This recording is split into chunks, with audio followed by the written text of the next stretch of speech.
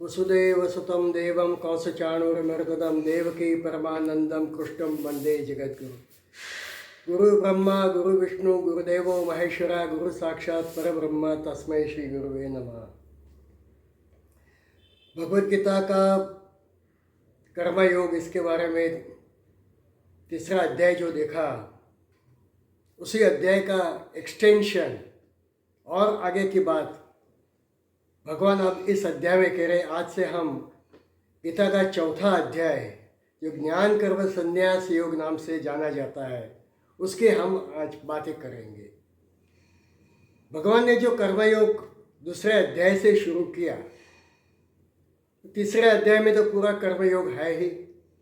दूसरे अध्याय में ऐसे हुआ कि अर्जुन ने बीच में एक प्रश्न पूछा। भगवान कर्मयोग के बारे में बता रहे थे और अर्जुन ने उनको पूछा, स्थित प्रज्ञ से का भाषा।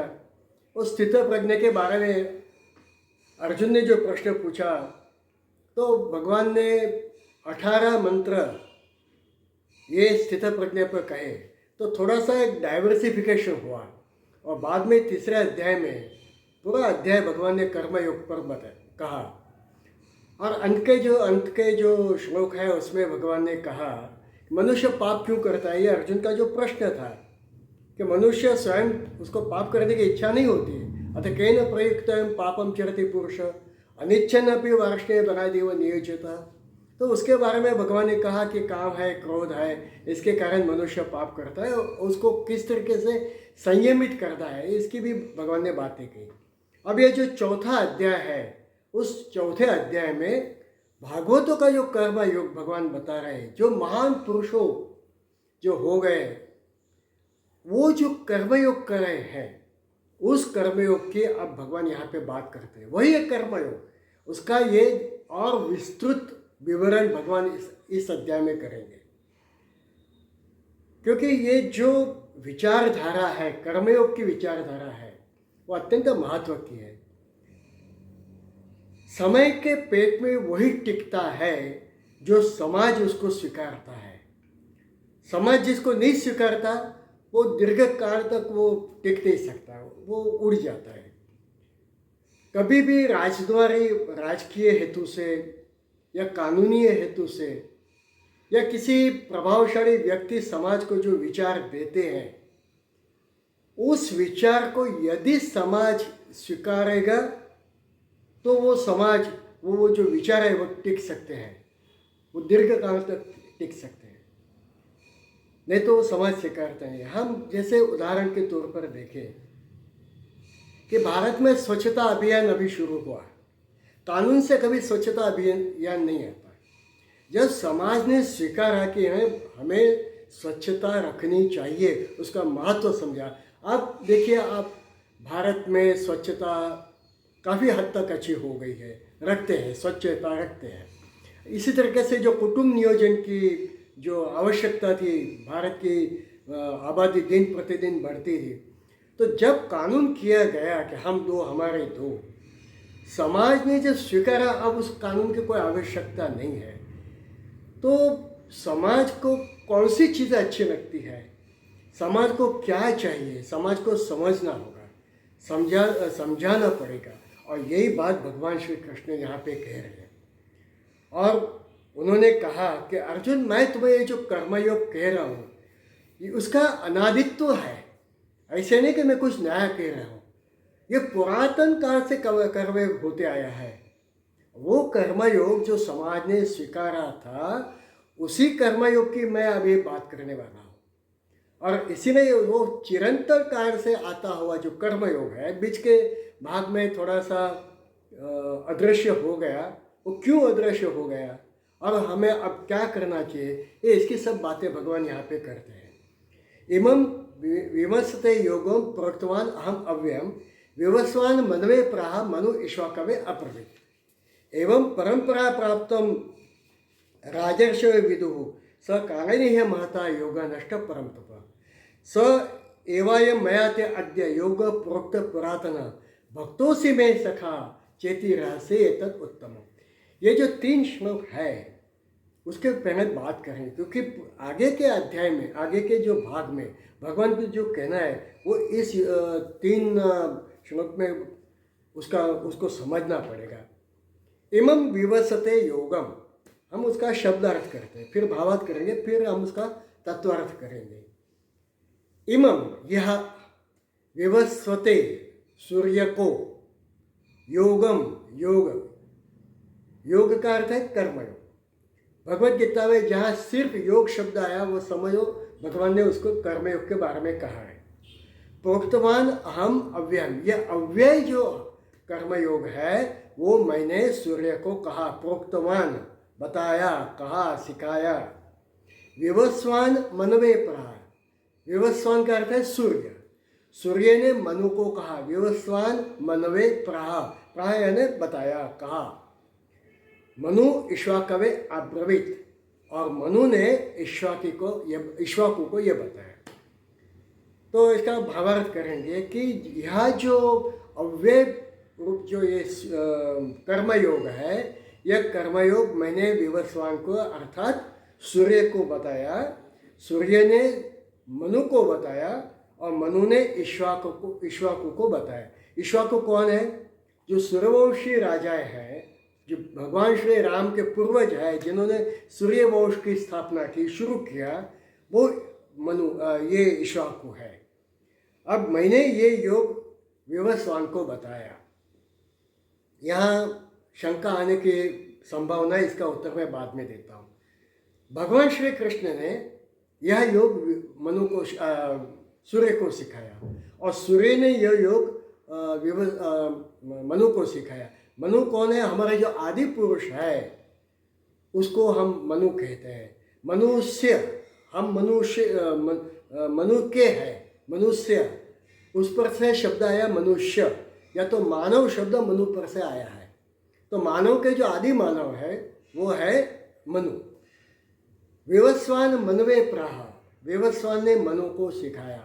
मनु इक्ष्वाकवे अब्रवीत, और मनु ने इक्ष्वाकु को कहा। ये एक परंपरा यहाँ पे बताई गई है। ये परंपरा बहुत महत्वपूर्ण है। हम एक विचार दूसरी पीढ़ी को देते हैं, दूसरी पीढ़ी तीसरी पीढ़ी को देती है। इस तरह के समाज में ये जो विचारधारा है वो प्रस्थापित होती है। ये इसका बहुत महत्व है। तो ये जो कर्मयोग है उसको भी मैंने इस तरीके से बताया। अब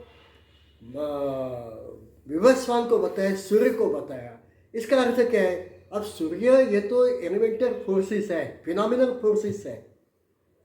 जितनी भी फिनोमिनल फोर्सेस है ये सब अपना अपना कर्तव्य करता है। इसके बारे में हमने तीसरे अध्याय में मैंने बताया आपको कि सहयज्ञ प्रजा सृष्टा पूर्वाज प्रजापति अनेन प्रसविष्यदम वो अस्तु इष्ट कामतो, इसके बारे में काफ़ी हम चर्चा की थी। ये सभी जो फोर्सेस है जिसको हम देवता कहते हैं, देवी देवता, ये सभी देवी देवता अपना कर्तव्य करते हैं। ये कौन सा कर्तव्य करते हैं? ये निष्काम कर्मयोग कर रहे हैं। ये निष्काम कर्म, सूर्य इतनी बड़ी ऊर्जा है, उसमें जबरदस्त ऊर्जा है। हमारे पास जो भी कुछ है वो सूर्य के कारण है। सूर्य के कारण धन धान्य ये सब उत्पन्न होता है। सूर्य नहीं होगा तो क्या होगा? सूर्य के कारण बारिश आती है, सूर्य के कारण पृथ्वी घूमती है, सूर्य के कारण ऋतुएं बनती है। ये सब कुछ जो है वो सूर्य के कारण होता है। इसके हम क्या फी देते हैं सूर्य को? किसी भी देवी देवता को हम फी नहीं देते, वो हमसे मांगते भी नहीं है। पवन क्या मांगता है हमसे? चंद्रमा क्या मांगता है? अग्नि क्या मांगता है? पृथ्वी क्या मांग रही है? ये जितने फोर्सेस है ये सब अपना अपना कर्तव्य कर्म करते हैं। तो यहाँ जो एक रिप्रेजेंटेटिव है ये सभी देवता का वो सूर्य है। तो सूर्य जो है वो सूर्य निष्काम कर्म करता है, ऐसे भगवान बताए। तो ये निष्काम कर्म मैंने सूर्य को कहा क्योंकि भगवान जो है यहाँ पे द्वारकाधीश नहीं कह रहे, ये देवकी नंदन अर्जुन को भगवद गीता नहीं कह रहे, ये स्वयं ब्रह्म तत्व भगवान जो है ये भगवद गीता बता रहे हैं। तो ये जो ब्रह्म तत्व है उन्होंने तो इस सृष्टि का निर्माण किया, तो उन्होंने ये सूर्य चंद्र ये जितने भी फोर्सेस को निर्माण किया है। तो एक तरीके से देखें तो ये जो निष्काम कर्म ये देवताएं करें, फिनोमिनल फोर्सेस करें, ये सब निष्काम कर्म कर रहे हैं क्योंकि भगवान ने उनको सिखाया है। ठीक है। अब विवस्वान मनवे प्राह, हमें ये सब उनके पास से सीखना है। कई बार हम कहते हैं कि जैसे भगवान श्री राम विश्वामित्र के साथ वन में आश्रम में गए, सीखने गए, वो और उनका भाई लक्ष्मण। तो वहाँ पर विश्वामित्र ने वन में उनको क्या सिखाया? पेड़ पत्तों से बातें करना सिखाया, आकाश से बातें करना सिखाया, पानी से बातें करना सिखाया, नदियों से बातें करना सिखाया। इसका अर्थ क्या है? इसका अर्थ यह है कि हम सिर्फ उनसे बातें करेंगे तो हमें बहुत कुछ सीखने को मिलता है। यदि हम सूर्य के साथ बात करें, सूर्य किस तरीके से काम करता है, वो कभी भी एक क्षण भी उसके आने में देरी नहीं करता है, जाने में देरी नहीं करता है। वो जो एक चक्र हो गया है, एक ठीक उसी तरीके से वो काम कर रहा है। एक अंतर रखा गया पृथ्वी और सूर्य के बीच में, उसी अंतर पे पृथ्वी घूमती रहती है। पृथ्वी 23.5 अक्षांश पर खड़ी है, अंश पे खड़ी है, वो वैसे की वैसी है। तो ये जो सृष्टि के अंदर भगवान ने जो बनाया, ये सब वैसा ही कर रहे हैं। तो ये सब चीज़ें हमें उनसे सीखनी है और हमें ये कर्मयोग को अपनाना है। तो ये है तो विवस्वान को भगवान ने सिखाया। विवस्वान मनु में पढ़ा, तो मनु जो है, आदि मनु, उन्होंने ये सूर्य से सीखा कि वो जिस तरीके से कर्म कर रहे हैं, कर्मयोग कर रहे हैं, निष्काम कर्मयोग कर रहे हैं, उसको हमें करना है। तो ये मनु ने सीखा। मनु ने ईश्वाकु को कहा, ईश्वाकु जो सूर्यवंशी राजा है। इस तरीके से एक के बाद एक ये जो कर्मयोग है, निष्काम कर्मयोग, यह ज्ञान, यह संस्कृति, यह विचारधारा, ये सतत आगे आना शुरू हो गया। अब हुआ ऐसे, एवं परंपरा प्राप्तम, एवं यह परंपरा प्राप्तम इमम, यह जो परंपरा से प्राप्त होता गया है, राजर्षयो विदुः, राज ऋषि ने जो ये जाना परंपरा से, स कालेन इह महता, वो काल के समय के कुछ समयांतर के कारण महता, ये महान योग नष्ट परम, ये योग नष्ट हो गया। कोई भी चीज़ होती है वो परंपरा से जब विचारधारा आती है, उसके बाद एक समय ऐसे आता है कि जिसको अपनाना चाहिए वो इससे विमुख हो जाता है। और विमुख होने के कारण धीमे धीमे आहिस्ता इसमें विस्मृति आ जाती है। और वो जो विज्ञान है, वो जो ज्ञान है, वो जो विद्या है, वो अदृश्य हो जाती है।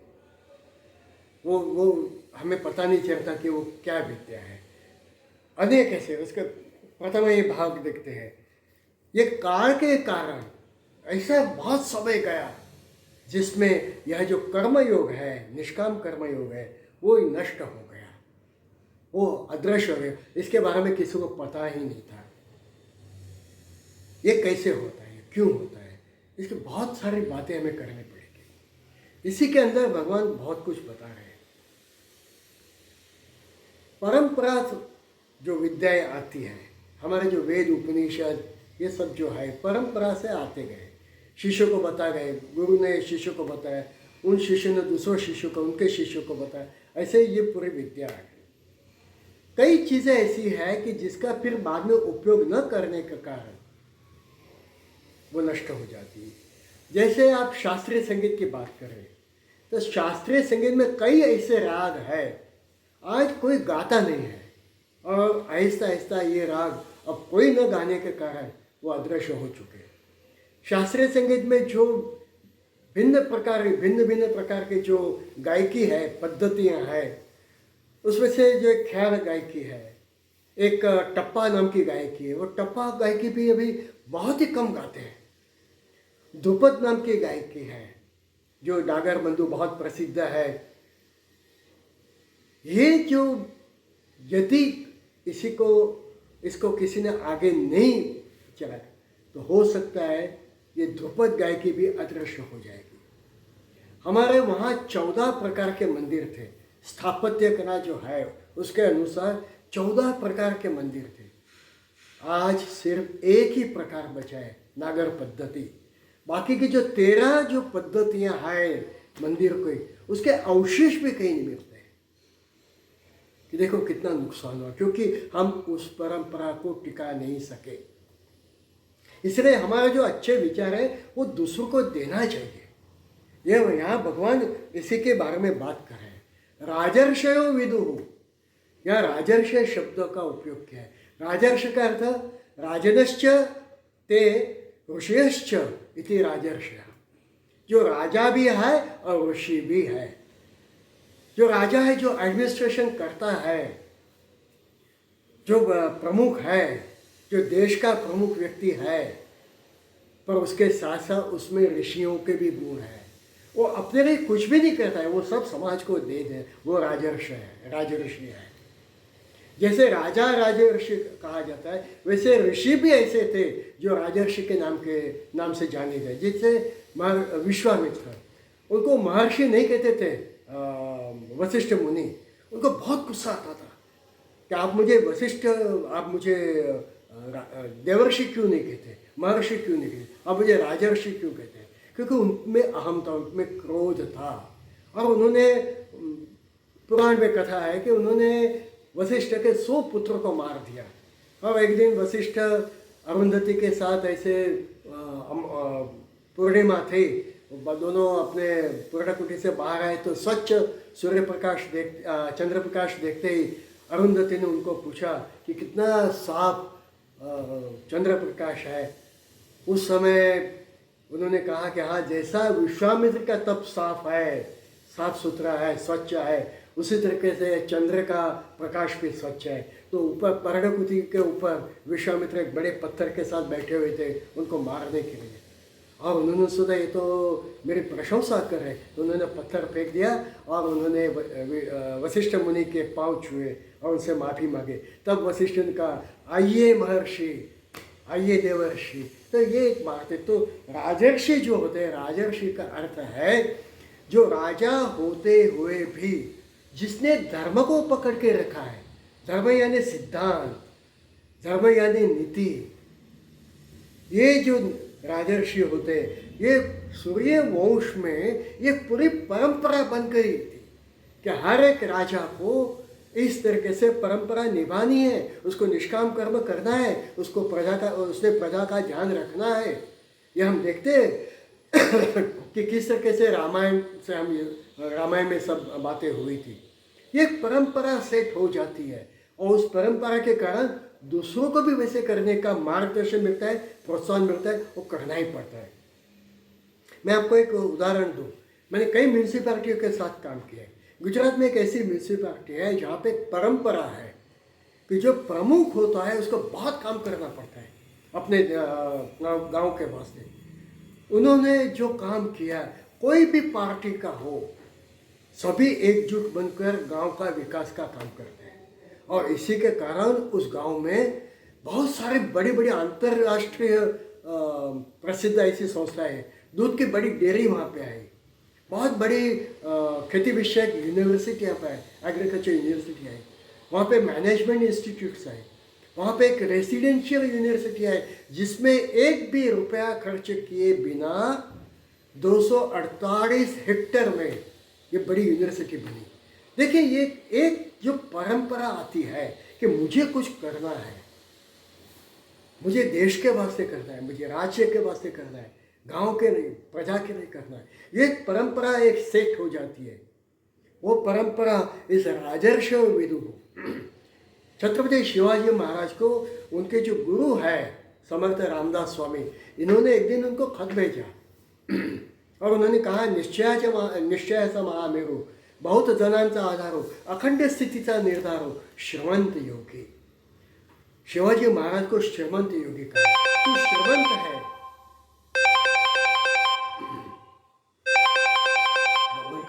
भाई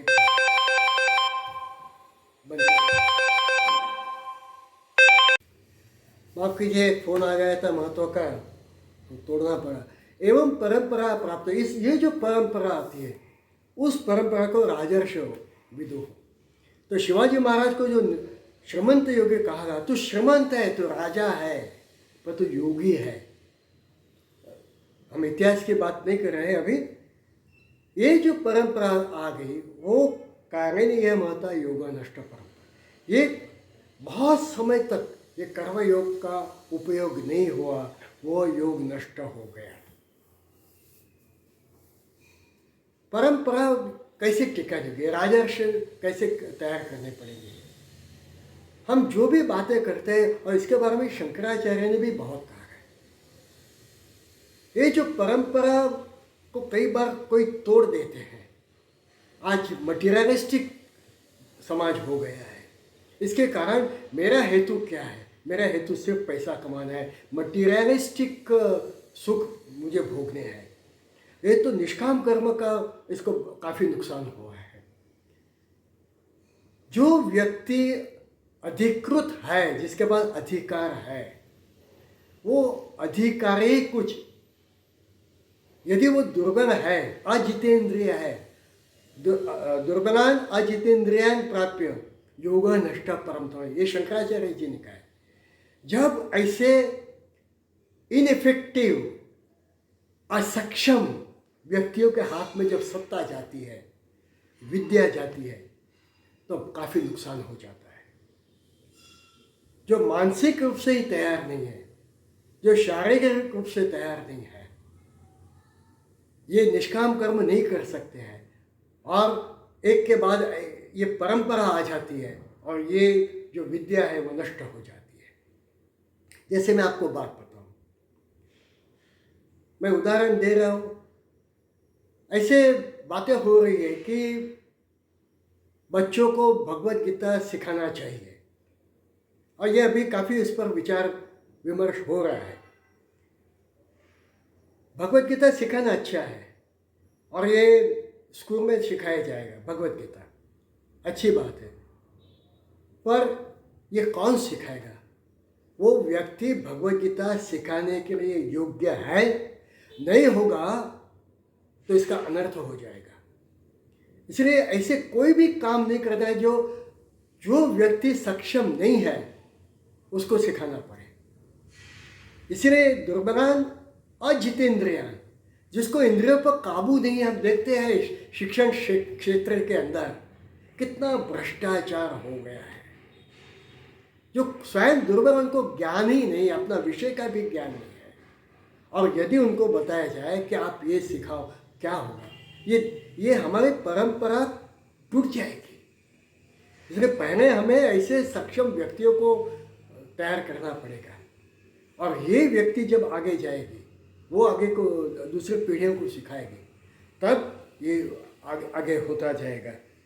एवं परंपरा प्राप्तम राजर्ष विदुहु, जो ज्ञानी थे, जो सब कुछ जानते थे, सिर्फ एक ही विषय का ज्ञान ऐसे नहीं है, सब कुछ जानना।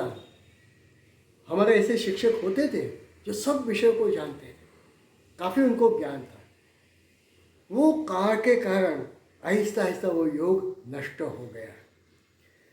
अब भगवान आगे कहते हैं, स एवायम मया ते अद्य योग प्रोक्त पुरातना भक्तों से में सखा चेती रहस्य एतत् उत्तमम। स एवायम, यह जो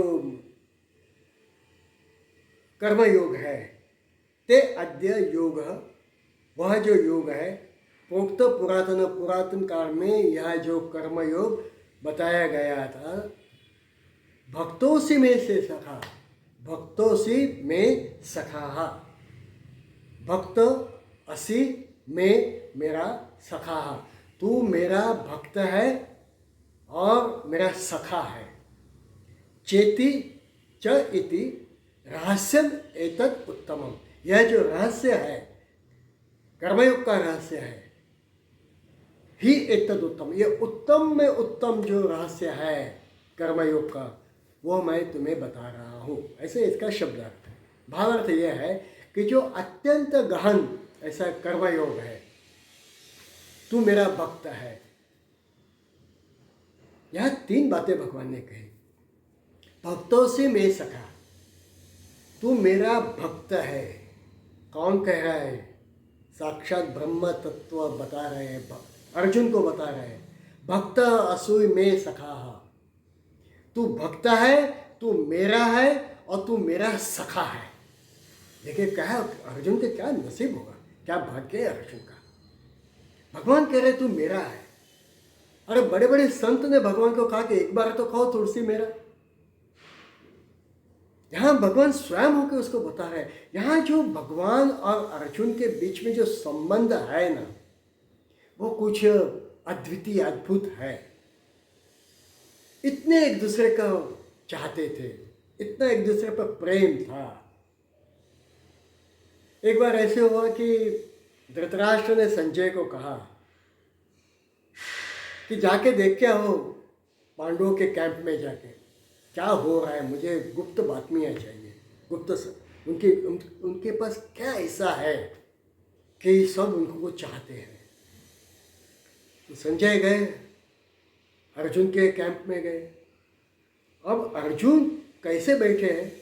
अर्जुन ऐसे बैठे हैं और उसके पांव जो है वो श्री कृष्ण के ऊपर है और श्री कृष्ण अर्जुन के पांव दबा रहे हैं। क्या सीन होगा ये?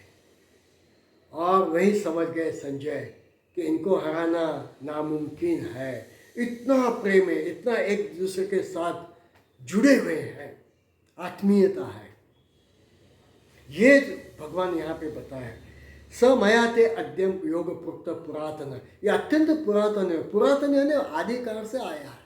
सृष्टि के पहले भी ये योग था, कर्म योग था, निष्काम कर्म था। ये मैं भक्तों से मैं, आप मेरे भक्त हो जो नष्ट हो गया था, मेरे भक्त हो, मेरे हो और मेरे प्रिय मित्र हो। चेती रहस्यम एतत् उत्तम। ये रहस्य का अर्थ सीक्रेट नहीं है।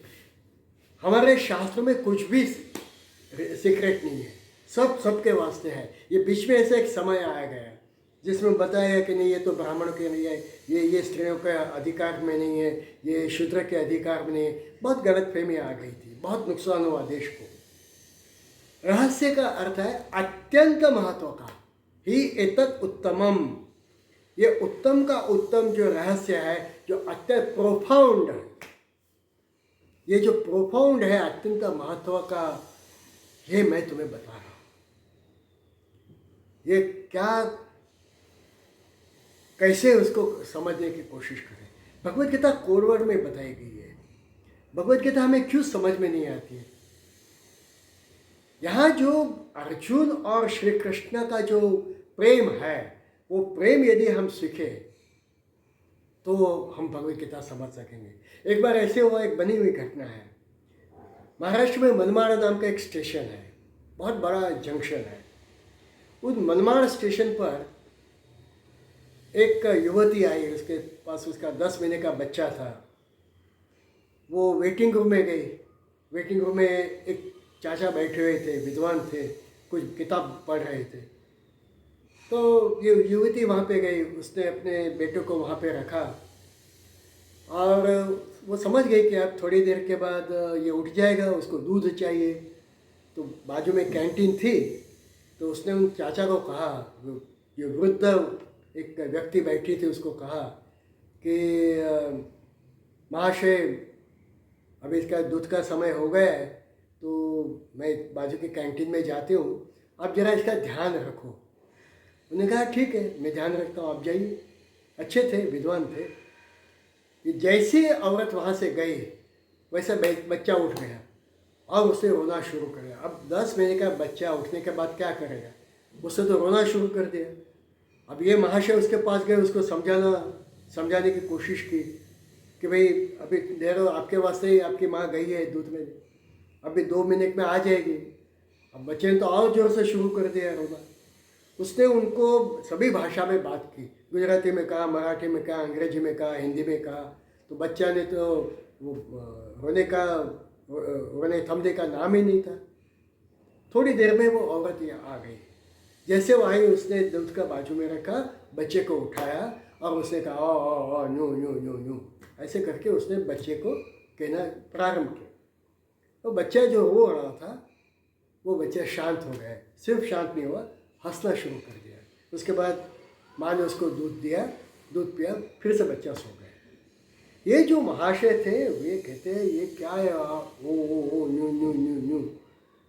वो काफ़ी उनको आश्चर्य हुए, कौन सी भाषा कौन सी भाषा में बात की।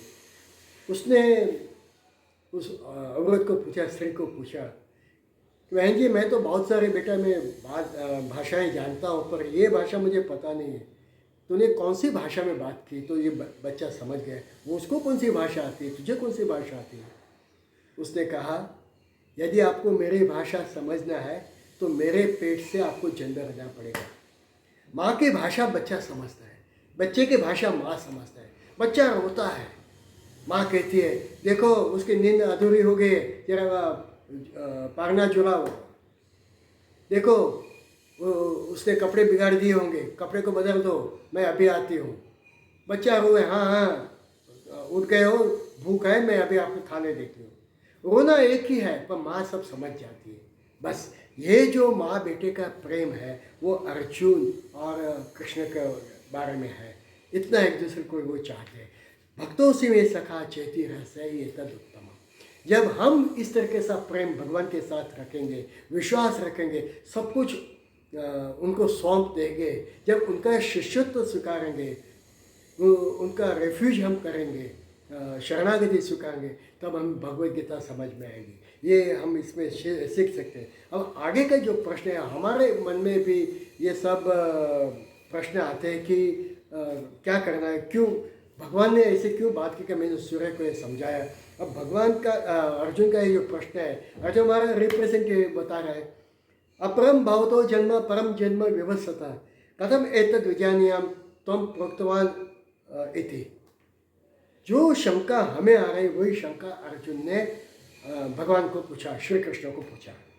अपरम भवतो जन्म, आपका जन्म तो अभी का है। परम जन्म विवस्वतः, विवस्वतः है ना सूर्य, सूर्य का जन्म तो बहुत पुरातन है। अपरम भवतो जन्म परम जन्म विवस्वतः कथम एतत् विजानीयाम, मैं कैसे जानूं, कथम बताइए, कथम एतत् विजानीयाम त्वम आदौ, त्वम यानी आपने, आदौ पहले, प्रोक्तवान इति ये बताया, ये कर्मयोग सूर्य को बताया। इसका शब्द भावार्थ शब्दार्थ करें, आपका जन्म अभी का, सूर्य का जन्म तो पुरातन है, मैं कैसे जानूं कि आपने यह कर्मयोग सूर्य को सिखाया। अब उसको हम उसका तर्कवाद कर रहे हैं। यहाँ पे पुनर्जन्म का जो सिद्धांत है, जिसकी शुरुआत ही भगवान ने भगवद गीता की शुरुआत ही ये पुनर्जन्म से हुई है। न तू एवं जातु नासम न त्वम नेमे न जनाधिपा न चैव न भविष्याम सर्वे वयम अतः परम। ये पुनर्जन्म से भगवान ने शुरुआत की है। यहाँ भगवान उसको उस पुनर्जन्म के सिद्धांत को फिर से यहाँ पे बता रहे हैं। अभी तो अर्जुन का प्रश्न है और उसका जवाब भगवान ने दिया है। बहुनी में व्यतीतानि जन्मानि तव च अर्जुन तानि हम वेद सर्वाणि न त्वं वेत्त परं तथा। बहुनी में व्यतीतानि, बहुनी यहाँ बहुवचन है। बहुनी में व्यतीतानि, आपके और मेरे असंख्य जन्म हो गए। बहुनी में व्यतीतानि जन्मानि तव अर्जुन, तेरे, आपके और मेरे बहुत ऐसे जन्म हो गए। तानि अहम वेद सर्वाणि, ये सब मैं जानता हूँ। न तुम वेत्थ परम तप, आप नहीं जानते। हे परम तप, आप ये नहीं जानते। मैं सब ये पूर्व के जन्म को जानता हूँ, आप ये सब नहीं। तो ये दोनों श्लोक के बारे में अब हम बात करेंगे। पुनर्जन्म का सिद्धांत भगवद गीता में तो बहुत स्वच्छ स्पष्टता के साथ बताया गया। दूसरे धर्मों में इतनी स्पष्टता नहीं है। इसकी विस्तृत चर्चा मैंने दूसरे अध्याय में की थी। पर जैसे भगवान बुद्ध है, भगवान बुद्ध पुनर्जन्म के बारे में मानते नहीं थे, पर उन्होंने अपने पूर्व जन्म की काफ़ी सारी बातें की बोधिसत्व के रूप में। इसी तरीके से जीसस क्राइस्ट है, ये ईस्टर क्या है, ईस्टर उनका पुनर्जन्म है। तो सभी धर्म में कुछ भेद के साथ पुनर्जन्म सिद्धांत आया हुआ है। पुनर्जन्म की 3 बातें हैं। ये पुनर्जन्म के बारे में यदि हम हमारा मन स्पष्ट न करें, विचार स्पष्ट न करें, तो आगे के जो श्लोक है वो हमें समझ में नहीं आएंगे। और आगे के श्लोक जो है, जो अत्यंत प्रसिद्ध है, किसी को पूछो भगवद गीता पढ़ी आपको आती है, हाँ तो वो दो भगवत गीता के श्लोक कहेंगे, यदा यदा हि धर्मस्य ग्लानिर्भवति भारत अभ्युत्थानम् अधर्मस्य तदात्मनं सृजाम्यहम् परित्राणाय साधूनां विनाशाय च दुष्कृतां धर्म संस्थापनार्थाय संभवामि युगे। ये बहुत प्रसिद्ध श्लोक है। ये पुनर्जन्म है। इसी वजह से पुनर्जन्म क्या है ये हमें समझना पड़ेगा। पुनर्जन्म का सिद्धांत 3 बातों पर आधारित रहता है। एक, देह के साथ दूसरा कोई तत्व है, प्रश्न 1। 2, प्रश्न 2, यदि देह के साथ कोई दूसरा तत्व है तो देहपात के बाद वह तत्व रहता है, दूसरा प्रश्न। तीसरा प्रश्न है, यदि देहपात के बाद वह तत्व रहता है तो दूसरा शरीर धारण करने की उसमें शक्ति है, ये तीसरा प्रश्न। बहुत महत्व के प्रश्न है। ये 3 प्रश्न यदि सिद्ध हो जाए तो पुनर्जन्म सिद्ध होता है। और भगवान ने पुनर्जन्म के बारे में बहुत सारी बातें कही हैं, इसलिए हम इस पर थोड़ा ध्यान दें। भारत के अंदर, हम विश्व की बात नहीं करते, भारत के अंदर भिन्न भिन्न प्रकार के विचारधाराएं हुई है, जिसको हम दर्शन कहते हैं, तत्व ज्ञान है। जैसे चारवाक है, चारवाक पुनर्जन्म में मानते नहीं, वे आत्मा में भी नहीं मानते। उनका कहना है कि देह जब पूर्ण विकसित हो जाता है तो मस्तिष्क जो है, मगज, उसमें एक प्रकार की ग्रंथि आ जाती है, एक प्रकार की शक्ति आ जाती है, और इस शक्ति के कारण वो सब कुछ काम करता है। ये उनकी मानना है। अब ये कुछ ज़्यादा टिक नहीं सकता है, क्योंकि हम देखते हैं कि हमारे देह में इतना परिवर्तन आया तो भी हमारे साथ एक तत्व ऐसा है जो पूर्ण जानता है। हम बच्चे थे, आज हम 75-60 वर्ष के हो गए, तो भी हमें वो सब चीज़ें, महत्व की चीज़ें हमें कैसे याद है। शरीर तो वो रहा नहीं। तो देहेनो अस्मिन यथा देह कौमार यमनम जरा, इस पर हमने चर्चा की थी कि जिस तरह से देह एक के बाद इस अवस्था में से जाता है, वैसे वो दूसरा शरीर धारण करता है। कुछ व्यक्तियों का ऐसा कहना है कि आत्मा तत्व नहीं है, पर मस्तिष्क के अंदर जो शक्ति आती है वही आत्मा बन जाती है। ऐसे कई एक भाग है सांख्यों का, उन्होंने इस तरीके से बातें की है कि उसमें वो शक्ति आ जाती है। हाँ, जब उनको पूछा जाता है कि वो तो मूल प्रकृति और पुरुष में मानते हैं, तो प्रकृति ने जो प्रोडक्शन शुरू किया कि प्रकृति में से बुद्धि हुई, बुद्धि में से अहंकार हुआ, अहंकार में से 16 तत्व हुए, 5 ज्ञानेंद्रिय, 5 कर्मेंद्रिय, मन और 5 सूक्ष्म महाभूत, और 5 सूक्ष्म महाभूत में से बने 5 स्थूल महाभूत। तो ये जो 25 तत्व है, 24 तत्व है, उसमें 25वां तत्व आत्म तत्व आने के बाद ये शरीर काम करना शुरू कर देता है। तो ये आया कैसे, आत्मा आया कैसे अंदर? वे कहते हैं वो चमत्कार है। ये चमत्कार नहीं, चमत्कार तब आता है जब बुद्धि को काम नहीं करना है, तब हम चमत्कार करते हैं। ये जो छोटे बच्चे होते हैं वो जादू के प्रयोगों को चमत्कार समझता है, पर जो अच्छे बड़े होते हैं वो समझते हैं कि ये हाथ के सब ट्रिक्स है, इसके कारण ये जादू बता रहा है। ये तो पैसे के करोड़पति वो हो सकता है। ये जो सांख्यों की विचारधारणा है कि वो चमत्कार के कारण आते हैं, इसको यहाँ पे खंडन किया गया है। शरीर के अंदर एक जो विचार शक्ति है, विचार करने की क्षमता है, उस विचार शक्ति को जो चाहिए था वो भगवान ने उसको दिया। ब्राह्मण ग्रंथ है जिसमें शरीर उत्पत्ति के बारे में बातें कही गई है।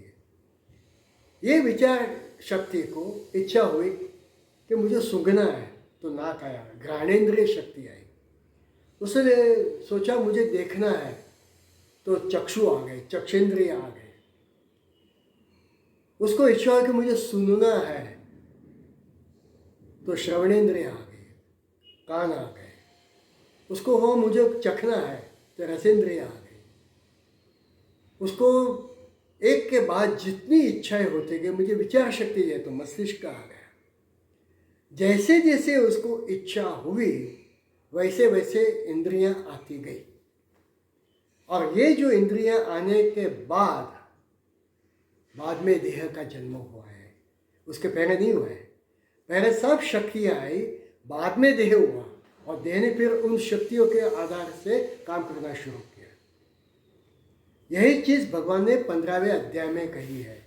शरीरम यद वाप्नोति यच्च उत्क्रामदेश्वर गृहीत्वा एतन सहते वायुर्गंधानि वा आशा।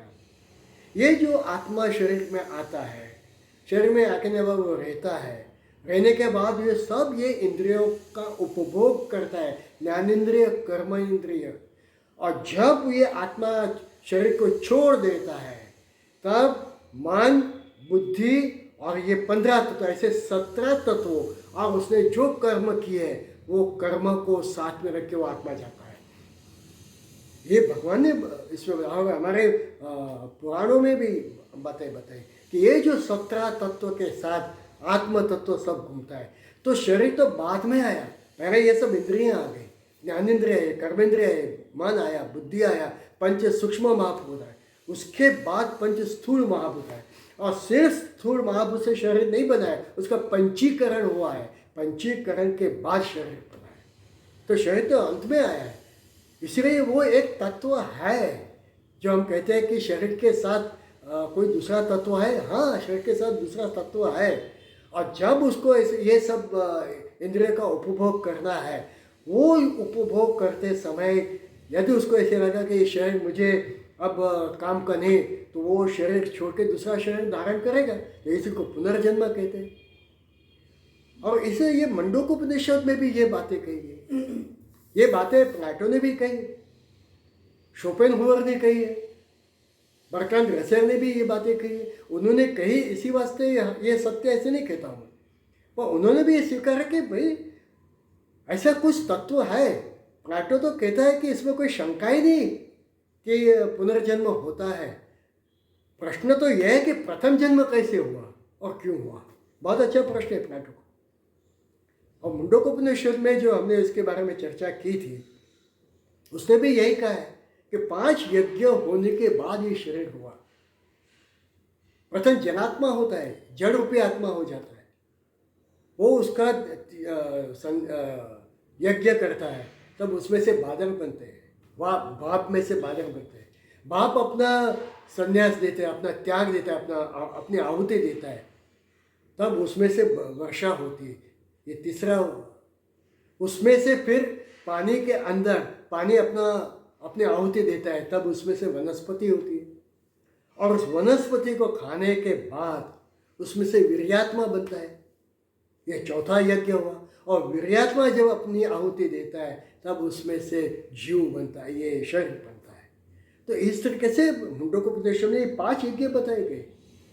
इसी को हम इस पर से ये सिद्ध होता है कि ये शरीर के साथ दूसरा तत्व है। शरीर के बाद ये जो दूसरा तत्व है वो रहता है। और तीसरा, शरीर पात के बाद ये दूसरे तत्व को जब भी जो शरीर चाहिए वो शरीर वो अपनाता है। इसी कारण ये जो जीवात्मा, ये वासना इतनी स्ट्रांग होती है, इतनी सशक्त होती है कि उसको वासनाओं का उपभोग करने के लिए वो ऐसा शरीर ढूंढता है जहाँ पे उसकी वासनाएं वो उसको उपभोग कर सके। और यदि वो ऐसा शरीर है कि जिसमें उसकी वासनाएं उसका उपभोग नहीं हो सकता, तो वो कनिष्ठ जीव में भी जाएगा, शरीर में भी जाएगा।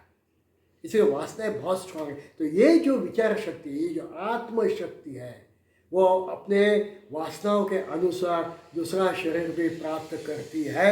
ये यहाँ पे सिद्ध होता है। तो बहुनी में व्यतीतानि जन्मानि तव च अर्जुन तानि अहम वेद सर्वाणि न त्वं वत्थ परन्तप। या पुनर्जन्म के सिद्धांत अर्जुन ने जो कहा कि आपने कैसे सूर्य को कहा, कहते मैं सब जानता हूँ, आप नहीं जानते। और अब उन्होंने अपने बारे में बताया, ये उन्होंने मनुष्य के बारे में बताया, अब अपने बारे में बताया। अजो अपि सन अव्ययात्मा भूतानां ईश्वर अपि सन प्रकृति स्वाम अधिष्ठाय संभवामि आत्ममाया यदा यदा धर्मस्य ग्लानिर्भवति भारत अभ्युत्थानम् अधर्मस्य तदात्मनं सृजाम्यहम् परित्राणाय साधूनां विनाशाय च दुष्कृतां धर्म संस्थापनार्थाय संभवामि युगे युगे। ये जो अवतारवाद आज सब कोई अवतार की बातें करता है कि भगवान को आना चाहिए, सबको मारना चाहिए। अब बहुत ही दुष्ट बढ़ गए हैं, तो भगवान तुम आके सबको मारो। भगवान कब आएंगे, क्यों आएंगे, कहाँ आएंगे, इसका जवाब आगे के भाग में। समय हो गया है, यहाँ हम रुकते हैं। ओम पूर्णमद पूर्णमिदं पूर्णात् पूर्णमुदच्यते पूर्णस्य पूर्णमादाय पूर्णमेवावशिष्यते। ओम शांति शांति शांति। हरि ओम। श्री गुरुभ्यो नमः। हरि ओम।